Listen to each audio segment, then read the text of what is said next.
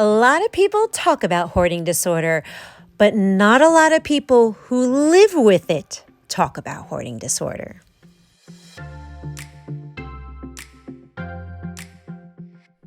Hello everyone, and welcome back to A Hoarder's Heart.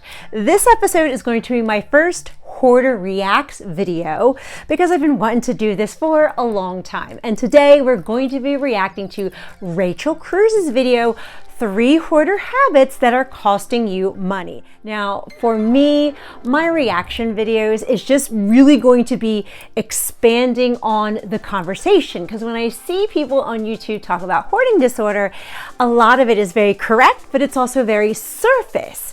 And I want to dive a little deeper on it. I want to expand on the mindset of why people are hoarding, because that is my life's purpose, is to humanize hoarding disorder so that we can understand it, so people can not only heal their own disorder, but also so people can heal their relationships with their loved ones who have hoarding disorder as well. So let's just dive right in. So the first thing Rachel talked about the 3 hoarding habits that are costing you money. The first one was that you're spending too much money for the home, meaning we tend to stock up on body wash, face wash, food, toiletries. We stock up and buy a lot of stuff that is on sale. And we'll buy like the post-holiday items, like after Christmas stuff. She used the example of wrapping paper. We'll buy it on deep clearance, save it for next year thinking that we're saving money,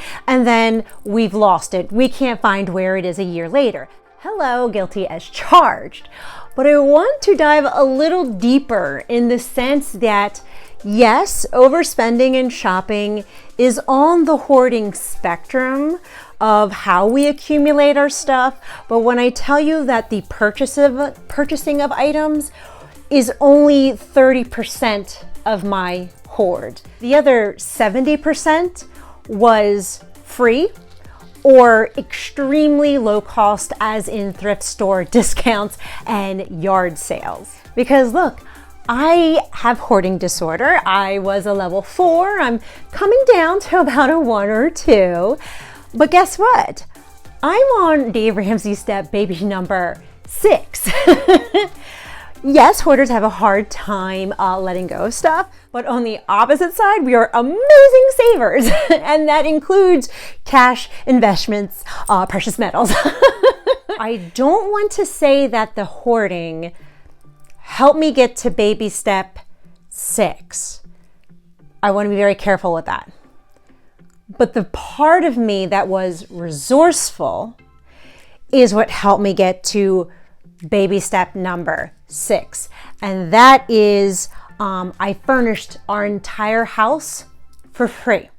Because back then we had free cycle, or I would do yard sales where people would give stuff away for like a quarter, or towards the end of that yard sale, they'd be like, just take it, please just take it. We don't need it. I was able to clothe my children. I was able to get a free crib, a changing table, a kitchen table.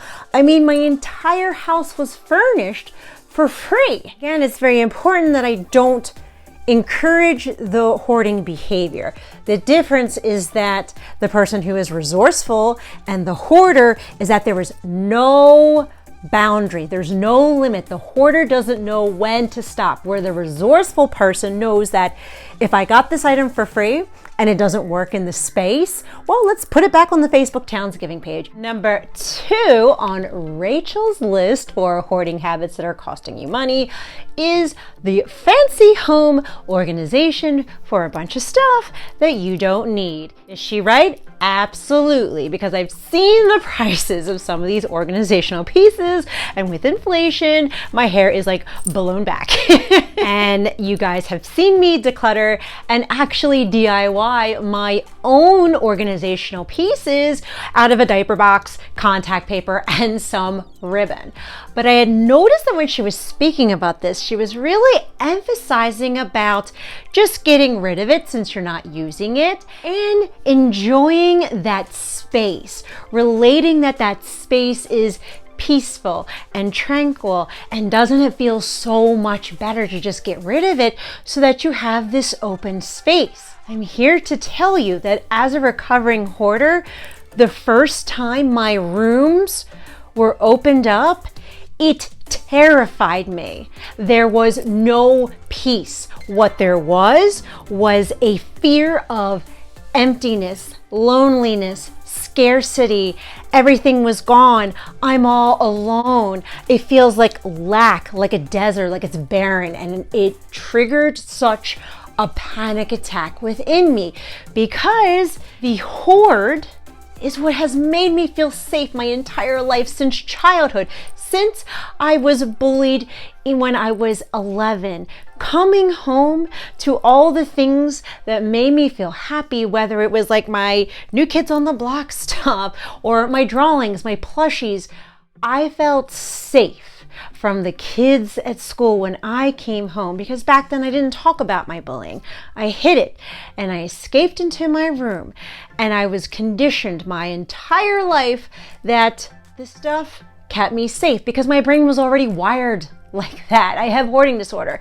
My brain was already wired that saving and collecting and these things represent all this happiness is my coping mechanism, because hoarding disorder is alongside anxiety, depression, PTSD, ADHD. It is my medicine. The thought that space is open and tranquil and peaceful is a very new concept to me. Learning to embrace it.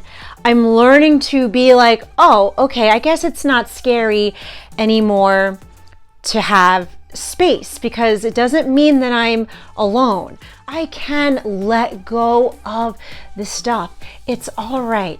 I'm not being hurt anymore. I'm surrounded by people who love me. I have a self-worth. That's why people are holding on to this stuff.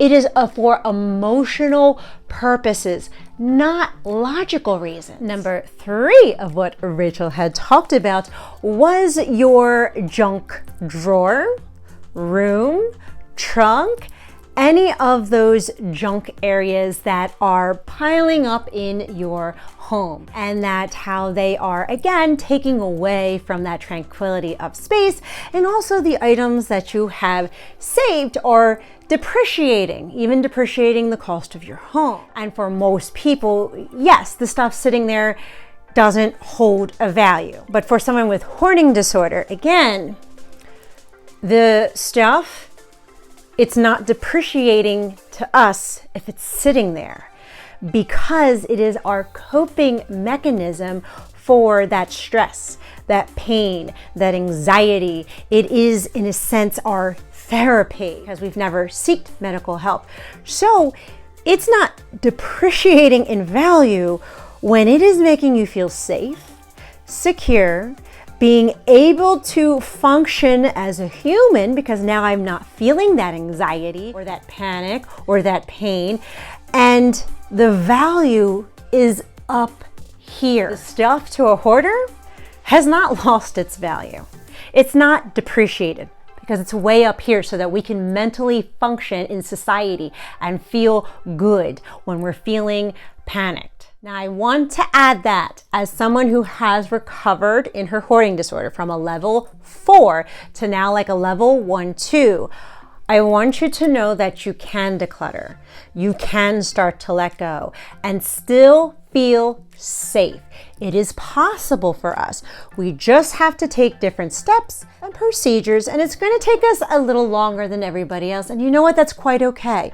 But I can definitely confirm that you will feel freedom.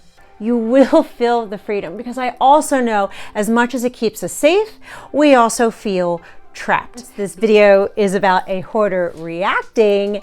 I just wanted to really let everyone understand why the hoarder holds on and has these habits and behaviors, because it is a lifetime pattern of routines and mental thoughts and subconscious habits.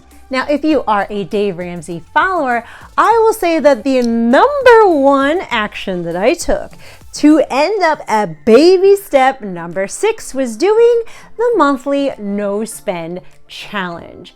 By doing this since 2018, it has catapulted me to reach the step where I am now paying extra and paying down on my mortgage, because my goal is to finally reach baby step number 7. So that brings me to the April 2023 No Spend Challenge. I do this each and every month, not only to save money, but also to be mindful about not impulse shopping and bringing more things into the home as I'm trying to declutter it. Now, of course, what I do is I color the days that I spend absolutely no money on once. If you have to pay a mortgage payment or your electric bill, it's still considered a no spend day because that is a need. And my goal is 15 out of 30 days this month. There's a lot coming up for this month. The rules, I tend to be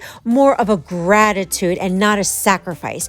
Being grateful for what I already have, enjoying spring clothes that I already own. And if you would like your free copy of the April No Spend Challenge, please email me at hoardersheart@gmail.com. And my hope and my prayer is that this video motivated and encouraged you to save money, to continue on the Dave Ramsey baby steps, and that you understand hoarding disorder a little better so that we can all learn and grow from each other.